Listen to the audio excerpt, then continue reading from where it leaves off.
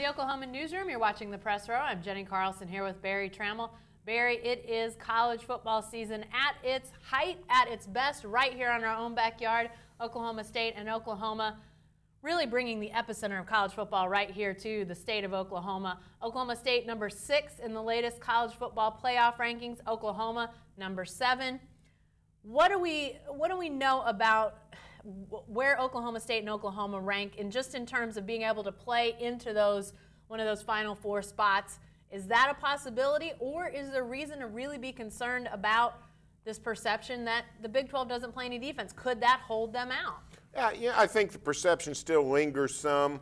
I don't think it's going to affect Oklahoma much at all. You know, the Sooners have great defensive numbers, even if you use the traditional standards. So if they hold Oklahoma out, it won't be because of the defensive perception. It could hurt Oklahoma State, although I don't think it will, because I think if the Cowboys went out, I think they'll still get in. I think they would jump a Notre Dame. I think they would get that 4th spot if everybody keeps winning. Hard to imagine a 12-0 Big 12 team that had finished the year with victories over TCU, Baylor, and Oklahoma not getting in. Oklahoma, it's a little bit different. The loss to Texas looms. So, I mean, I think that's still a shaky question, Oklahoma versus Notre Dame. Right. But I don't think it'll be the defensive perception that hangs over Oklahoma. It'll just be that loss to Texas. Right. No, I agree. I think seeing these teams at 6 and 7, to me, that means they're in position to jump into that top 4 if they win out. If one of the two wins out, I think they've got a great chance to be there. You know, I think it may come down to some different things, some different variables, Barry. I think the Notre Dame question maybe looms larger in Oklahoma's mind because they've got that common opponent. They'd both be one-loss teams. If it came down to who gets in, Notre Dame or Oklahoma, I think that OU fans have to be rooting hard for Stanford here in a couple weeks to maybe upend a Notre Dame. But if you're Oklahoma State, to me, the bigger question, if it comes down to a one-loss Notre Dame or Oklahoma State, to me, it breaks down to, you know, Oklahoma State didn't play anybody in the non-conference. Does that come back to bite them? Could that be the issue for Oklahoma State, or does the end run just outweigh that? We don't know the answer. I think the end run outweighs, but I don't know. Are you reading the tea leaves at all? I think they'll take into consideration OSU's non-conference schedule, but when you're compared to Notre Dame, it's hard to compare because Notre Dame doesn't have a conference or non-conference schedule. They just have a schedule. Right. And Notre Dame ended up with a couple of bad games. They got UMass on the schedule, which frankly is a lot worse than the typical worst Notre Dame schedule. Yeah. In that regard, Oklahoma and Oklahoma State are actually a little bit lucky.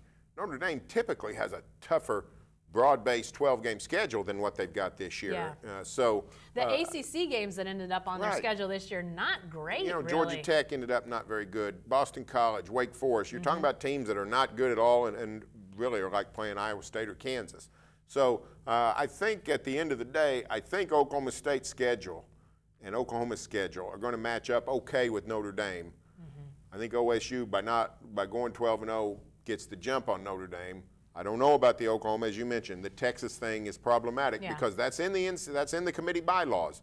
If you're comparing two teams, common opponents is one of the factors you look at. Yeah, and you can't ignore what happened there. You know, I think another question that we may never know the answer to, if it comes down to Notre Dame and Oklahoma State on that final selection, I wonder if there's any name recognition. I can't think of a better way to put it, Barry.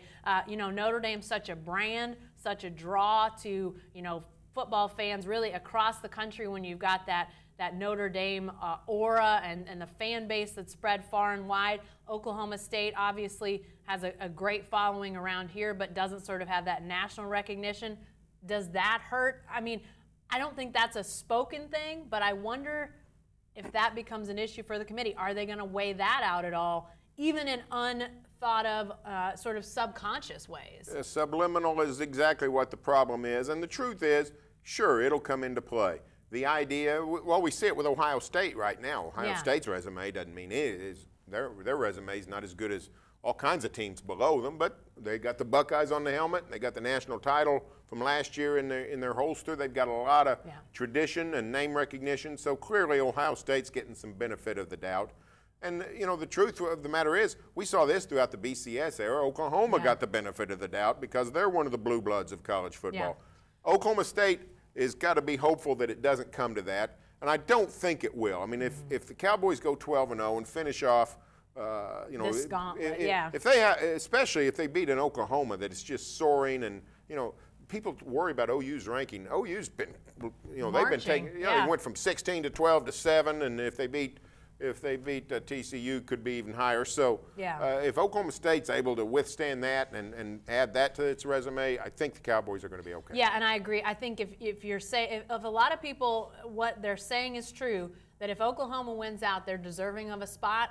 If Oklahoma State beats out that team, why would they not be deserving of a spot? That has to be in the consideration. And here's what well, we can talk about this later, but I think Oklahoma's going to club TCU, which is just going to increase the talk about, look how the Sooners are playing, they're dominant, blah, blah, blah. And that's only good for Oklahoma State, because that means if the Cowboys can knock them off, it's even better.